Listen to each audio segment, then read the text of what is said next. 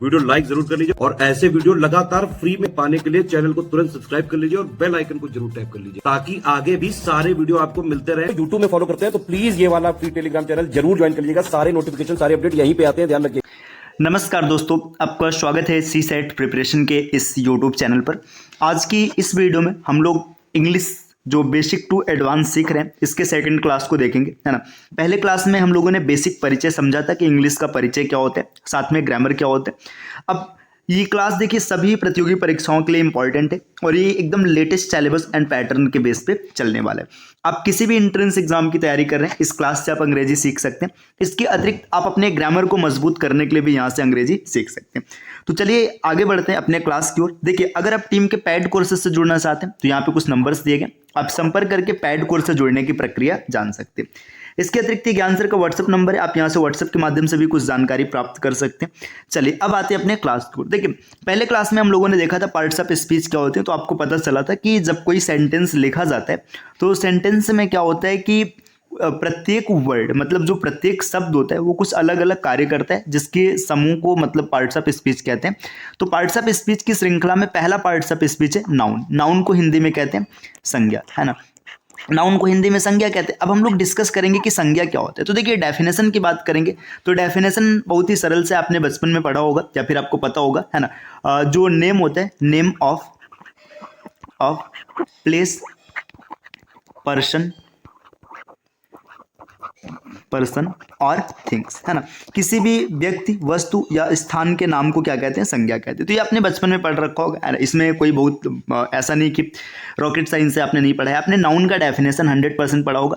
तो अगर शॉर्टकट में इसको कहा जाए तो हम लोग डायरेक्टली समझ सकते हैं कि नाउन जो होता है ये एक नेमिंग वर्ड होता है। नेमिंग वर्ड का मतलब ये नाम के बारे में बताता है। नेमिंग वर्ड जो होता है इसको नाउन कहते हैं।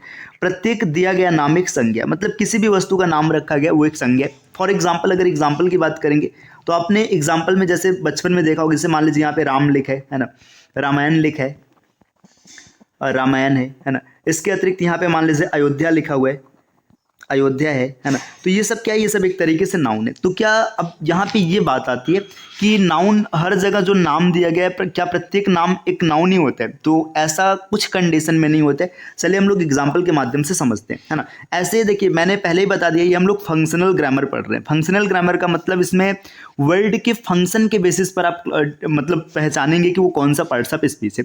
अब चलिए हम लोग नाउन को पहचानना सीखते हैं। तो नाउन को पहचानना सीखने से पहले कुछ चीज़ मैं आपको बता दूं। अगर कभी भी आप वर्ब के साथ, देखिए कभी भी वर्ब के साथ व्हाट, हु या हुम अगर इससे क्वेश्चन करेंगे और इसका जो उत्तर आएगा वही आपका नाउन होगा, ये चीज़ याद रखिएगा, है ना।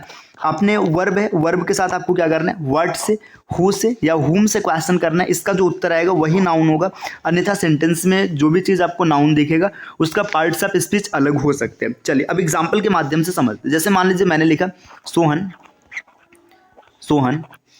बॉट अ कार, है ना। हम लोगों ने एक एग्जांपल लिखा, सोहन बॉट अ कार। अब देखिए यहाँ पे अगर आप ये जो बॉट है मतलब जो ये वर्ब है, इससे अगर आप क्वेश्चन मतलब पूछेंगे हु बॉट अ कार, अगर आपने क्वेश्चन पूछा हु बॉट अ कार, तो जो आपका आंसर आया, जैसे आपने जब भी पूछा कि हु बॉट अ कार, तो इसका जो आंसर आएगा ये आएगा सोहन, है ना। सोहन आएगा। तो सोहन यहाँ पर क्या हो जाएगा, सोहन एक तरीके से ये नाउन का काम कर रहे हैं। अब जैसे मान के चले यहाँ पे आप एक और क्वेश्चन कर सकते हैं, सोहन बॉट व्हाट, मतलब सोहन ने क्या खरीदा। जब सोहन ने क्या खरीदा आपने क्वेश्चन किया, तो यहाँ पर जब व्हाट से आपने क्वेश्चन किया तो आपका आंसर आ रहा है कार। तो यहाँ पर कार भी क्या हो जाएगा, एक नाउन हो जाएगा। तो उम्मीद है कि आपको चीजें समझ में आ रही होगी। जैसे मान के चलिए हमने एक एग्जांपल और लिखा, जैसे देखिए honesty is the best policy, है ना।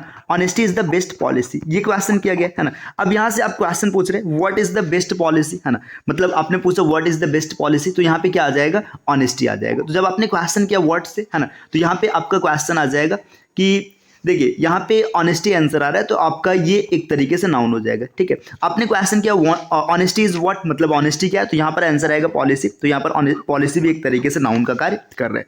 क्लियर है। तो आपको सीधी सी बात है कि आपको हमेशा क्या करना है, क्वेश्चन पुटअप करना है। देखिए यहाँ पे और भी एग्जाम्पल्स आपको समझा देते हैं। जैसे मान के चले यहाँ पे हम लोगों ने कुछ एग्जाम्पल लिखा है। मान लीजिए मैंने लिखा अ ईयर हैज 12 मंथ्स, है ना।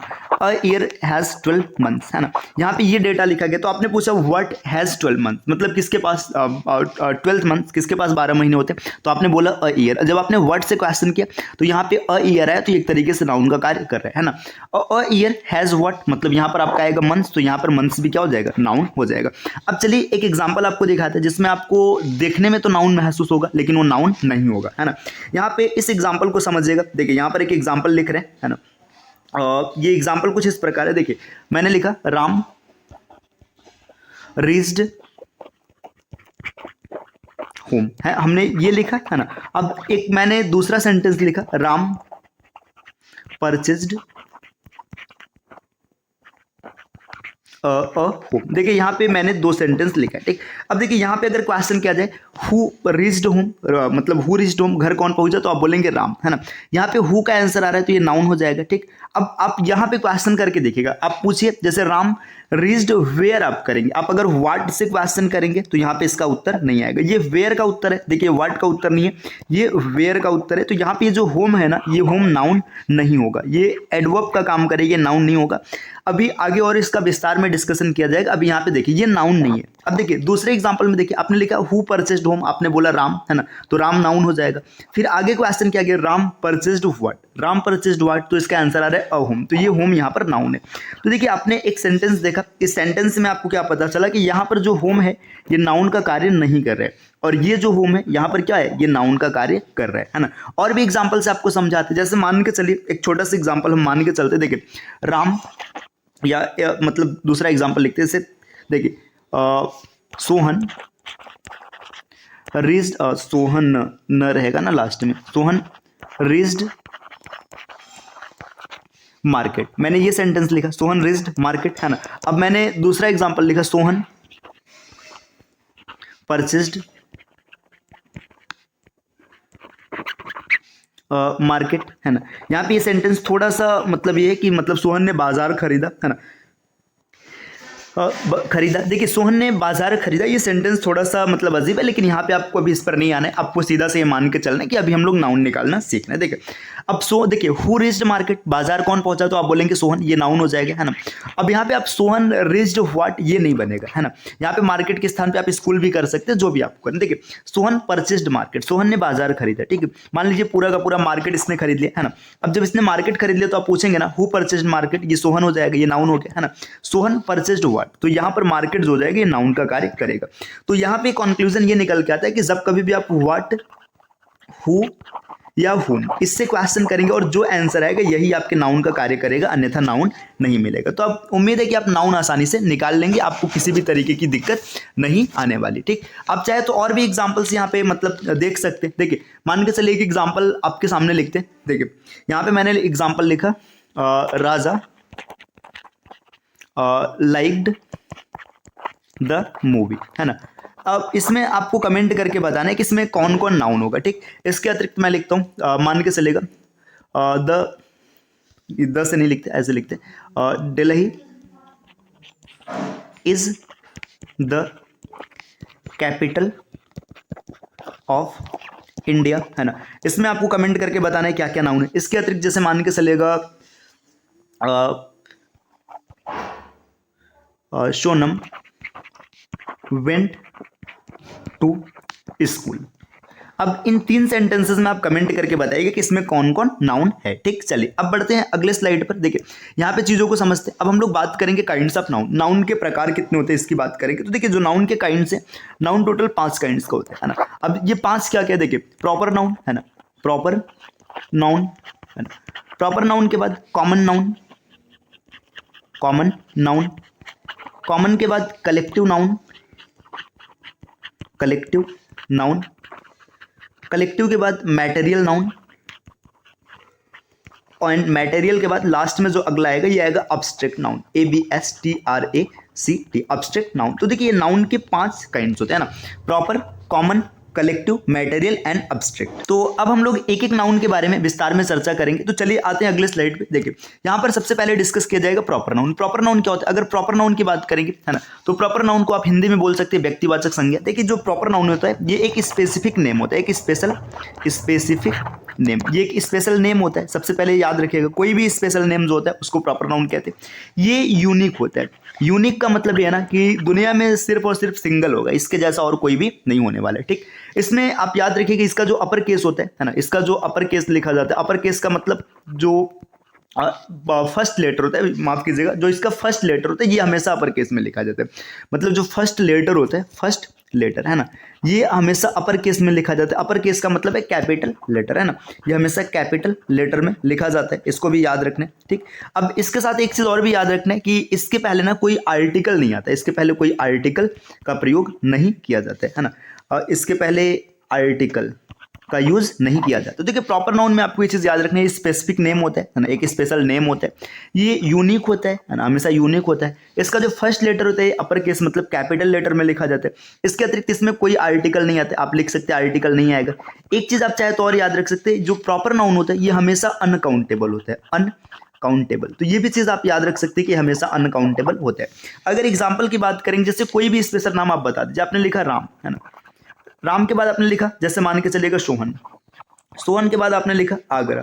जैसे एक चीज ध्यान दीजिएगा, यहाँ पे जो राम है ना, आप किसी एक का नाम लेकर बता रहे हैं राम, तो जिसकी बात आप कर रहे हैं वो एकदम यूनिक है। उस राम नाम के अलग अलग लोग हो सकते हैं, लेकिन उसमें क्या होगा, उनकी क्वालिटीज मैच नहीं करेंगे। यही सोहन की बात है। देखिए आगरा की बात करेंगे, जैसे मान लीजिए आपने आगरा बोला, तो आगरा जो प्लेस, अब मान के चलिए किसी दूसरी जगह पे आगरा नाम का प्लेस हो सकता है, लेकिन उसकी क्वालिटी और उसकी क्वालिटी, मतलब यहाँ पे एक आगरा है और एक आगरा यहाँ पर है, ठीक। इमेजिन कीजिए, अब यहाँ पे जो लोकेशन है, जो स्थिति है, जो क्वालिटीज है, ये सेम टू सेम यहाँ पर नहीं होगा, ये अलग है, ये अलग है, दोनों यूनिक होते हैं।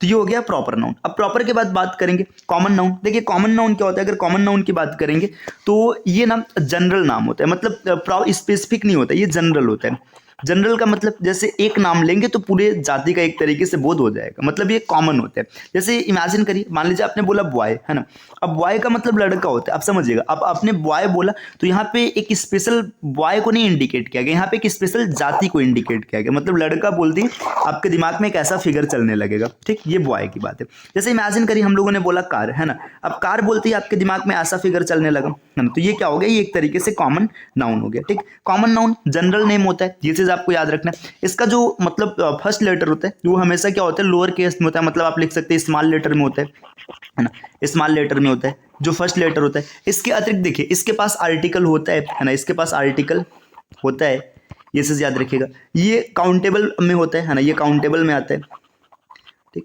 अब काउंटेबल में आता है तो आपको पता होगा कि इसका सिंगुलर एंड प्लूरल दोनों कंडीशन पॉसिबल है। अगर अनकाउंटेबल है तो उसको आप हमेशा सिंगुलर की तरह मानेंगे, इसमें सिंगुलर और प्लूरल दोनों संभव है। जैसे इमेजिन करिए आपने बोला boy, cat, girl, elephant, buffalo, है ना, ये सब इसके एग्जांपल्स हो जाएंगे।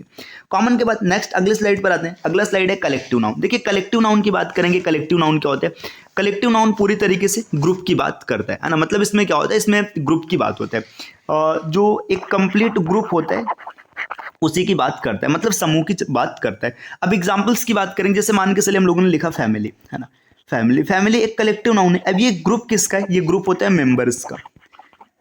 जो मेंबर्स हैं इनका जो ग्रुप होता है इसको फैमिली कहते हैं। जैसे मान के चलिए हम लोगों ने लिखा गैंग, है ना, गैंग ये किसका ग्रुप है, तो गैंग होता है रॉबर्स का ग्रुप, है ना, मतलब जो लुटेरे होते हैं, है ना, रॉबर्स का जो ग्रुप होता है उसको गैंग कहते हैं। जैसे एग्जाम्पल बोला गया बेबी, है ना, बेबी जो होता है ये गर्ल्स का ग्रुप होता है, इसको बेबी कहा जाता है, ठीक। आपने मान लीजिए लिखा ज्यूरी, ज्यूरी जो होता है ये जजेस का ग्रुप होता है, ठीक। ये जजेस के ग्रुप को ज्यूरी कहते हैं। इसके अतिरिक्त बहुत से ऐसे मतलब हैं, जैसे मान के चलिए स्टाफ, है ना, स्टाफ की बात करेंगे, ये एम्प्लॉयज का ग्रुप होता है। एम्प्लॉयज का जो ग्रुप होता है उसको स्टाफ कहा जाता है। अब बहुत से हैं, मतलब इसमें आप अभी आगे आपको पूरा मतलब समझा दिया जाएगा एक एक करके। तो देखिए आज हम लोगों ने proper noun, common noun, collective noun, इन तीन के बारे में चर्चा की और नाउन को